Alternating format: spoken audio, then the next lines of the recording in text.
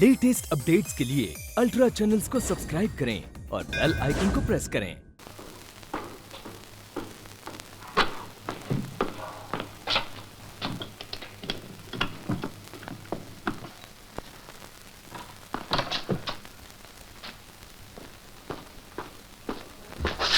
उठो।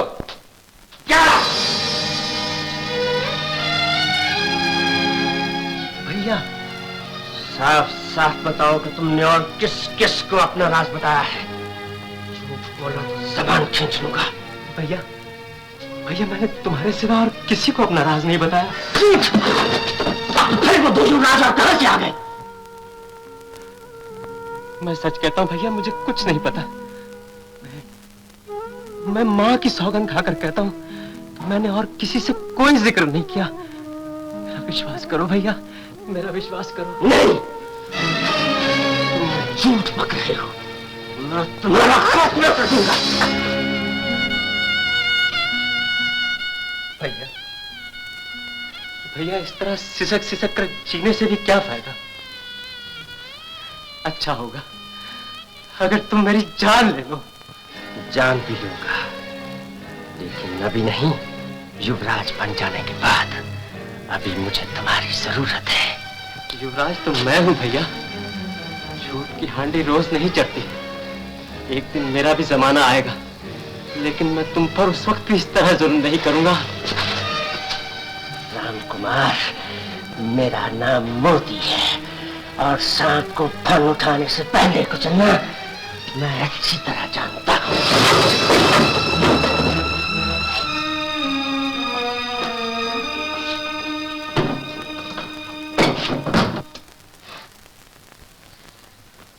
कुमार बाबू, आपके ये सगे भाई हैं? अगर मेरा कोई सगा भाई होता तो आज न मेरी तलाश होती और न मैं इस तरह नजरबंद होता। तो फिर आप मोती बाबू को भैया क्यों कहते हैं? घर से भागने के बाद जिस औरत ने मुझे पाला पोसा, मेरी परवरिश की, वो देवी मोती की माँ है। और आपके अपने माता पिता? जब मैं घर से भागा था, उसके कुछ साल बाद मेरी माता गुजर गई। और जब मेरे पिता के मरने की खबर अखबारों में छपी, तो मैं भागा भागा मोती की माँ के पास गया, जो मुझे मोती से भी बढ़कर प्यार करती है। माँ! माँ! माँ! क्या बात है कुमार? अरे, तुम तो रो रहे हो। माँ, माँ, मेरे पिताजी गुजर गए। क्या? तुम्हारे पिताजी? लेकिन तुमने तो आज तक अपने पिता का कभी जिक्र भी नहीं किया। क्षमा करना माँ, मैंने तुमसे आज तक बहुत सी बातें छुपा कर रखी। मैं तुमसे यही कहता रहा कि मैं गरीब अनाथ हूँ, लेकिन माँ, मैं एक छोटी सी रियासत का युवराज हूँ। ये अखबार देखो माँ।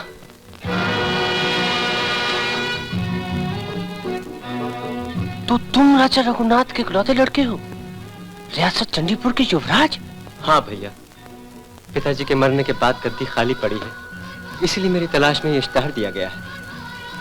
बेटा, एक ही सांस में तूने गम और खुशी की कहानी सुना दी। तेरे पिता के गुजरने का मुझे भी शौक है, लेकिन ये जानकर कि मेरा बेटा एक रियासत का युवराज है, वो शौक हल्का हो गया है। माँ, तुम्हारे सिवा मेरा दुख सुख और कौन बांट सकता है। दुनिया में संतानहीन माएं तो किसी के बच्चे का पालन पोषण कर देती हैं, लेकिन तुम्हारा अपना बेटा होते हुए जिस तरह तुमने मुझे पलकों पे बिठाया, अपने बेटे मोती से बढ़कर मुझे प्यार दिया, ऐसी माँ इस दुनिया में सिर्फ एक तुम ही हो।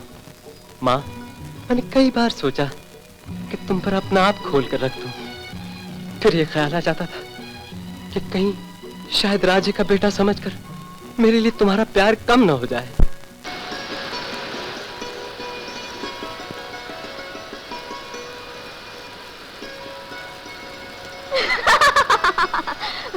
माफ करना कुमार, आज मुझे देर हो गई। कोई बात नहीं कोमल, तुमने एक दिन कहा था ना कि मैं हर रोज डायरी तो ऐसे लिखता हूँ जैसे किसी राजे का बेटा हूँ। कोमल, जो बात तुमने यूं ही कही थी वो सच। मैं चंडीपुर रियासत के राजा रघुनाथ का बेटा हूँ। क्या कह रहे हो? सच कह रहा हूँ। क्या वही राजा रघुनाथ जिनके मरने का समाचार अखबारों में छपा है? हाँ कोमल। तो तुम्हारी तलाश के लिए तो अखबारों में इश्तिहार भी छपे हैं। क्या तुम वापस अपनी रियासत को चले जाओगे? फर्ज की पुकार सुनकर जाना ही पड़ेगा। तो तुम चले जाओगे।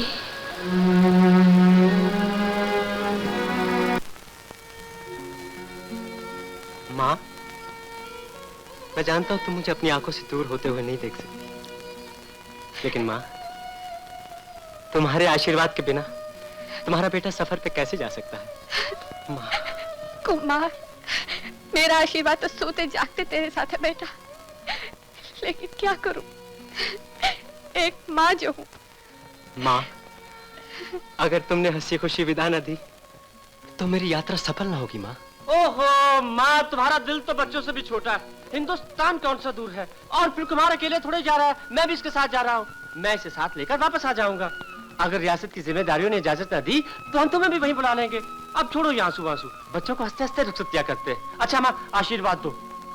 चलो कुमार, जल्दी से माँ के पाँव छुओ और जल्दी करो, जल्दी करो ना, देर हो रही है भाई।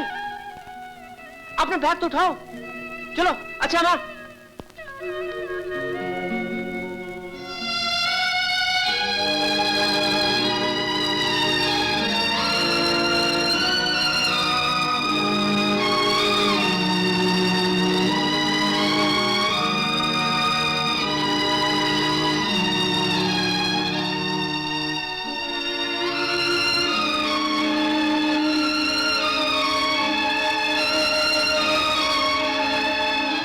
मैं दुख सुख सह सकता हूँ, गर्मी सर्दी का मुकाबला कर सकता हूँ, लेकिन मुझे सिर्फ माँ की चिंता है।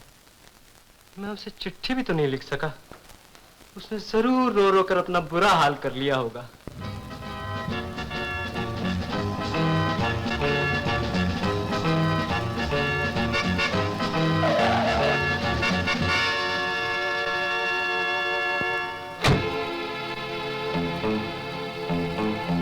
मोती, उधर देखो, गन का निशाना तुम्हारी तरफ है। जान की सलामती चाहते हो तो जाकर गाड़ी में बैठ जाओ।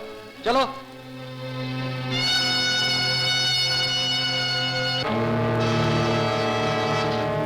Good morning boss.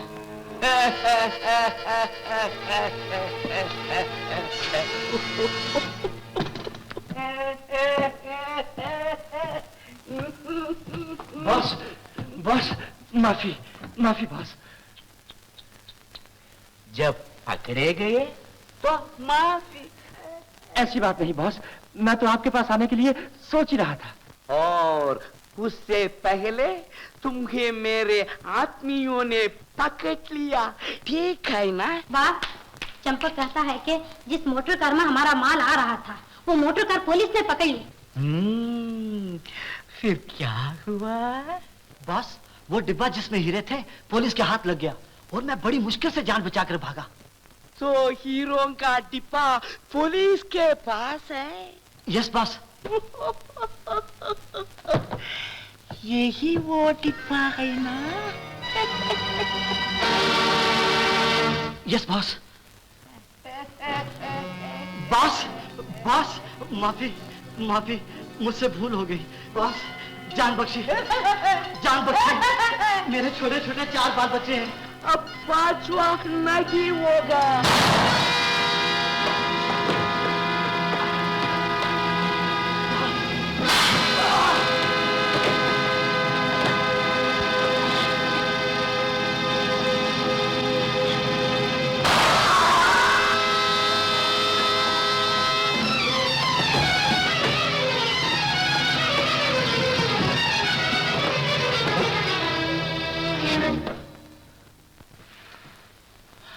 वो तुम अभी तक यहाँ हो? मोती, हमने तुम्हें ईमानदार समझकर लंका में अपना एजेंट बनाया था, लेकिन तुम 6 महीने से गायब हो। कहो कहो हमारे यात्रा का हिसाब कहा के। बॉस बॉस मुझ पर शक न करो, मैंने रुपए बहुत हिफाजत से संभाल कर रखे हुए हैं। क्या सोच कर रखे हुए हैं? बॉस अगर आप चाहते हैं तो मैं अभी लंका जाकर रुपया ले आता हूँ। रुपए की किसे जरूरत है मोदी? तुम इस दुनिया के किसी कोने में भी रखो, सैमसन की नजर से नहीं छुप सकते, नहीं छुप सकते, समझे? बॉस मुझे गोली के निशाना मत बनाओ बॉस, मैं आपका नमकवान हूँ, वफादार हूँ। मेरा यहाँ आने का मकसद सुनिए, मैं बहुत जल्द करोड़पति बनने वाला हूँ। राजा रघुनाथ मर चुका है, अब उसकी करोड़ों की जायदाद का मालिक मैं बनने वाला हूँ। लेकिन ये बात चंडीपुर के ट्रस्टीज को मनवाने के लिए भी आपको मेरी मदद करनी होगी। आपकी दुआ से अगर मेरा यतीम निशाने पर बैठा तो मैं सारी रियासत आपके कदमों पर रख दूंगा। आगे आपकी मर्जी, जितना इनाम इकराम आप मुझे दें। सदा साफ साफ बताओ, सदा साफ साफ बताओ। बॉस राजा रघुनाथ का युवराज बचपन ही में घर से भाग गया था, अब वो मेरे कब्जे में है। मैंने उससे सब राज मालूम कर लिए हैं और अब खुद अपने आप को युवराज जाहिर करके गद्दी का हक मांगा है। लेकिन बॉस मेरे रास्ते में 2 नौजवान और भी हैं, उनका खात्मा करने के लिए मुझे आपकी मदद की जरूरत है। तो असली युवराज तुमने कहाँ छुपा रखा है? इसी शहर में। अच्छा अच्छा, तो पहले उसे हमारे सामने पेश करो, हम उसे अपने कब्जे में रखेंगे। बाकी बातों का फैसला बाद में हो जाएगा।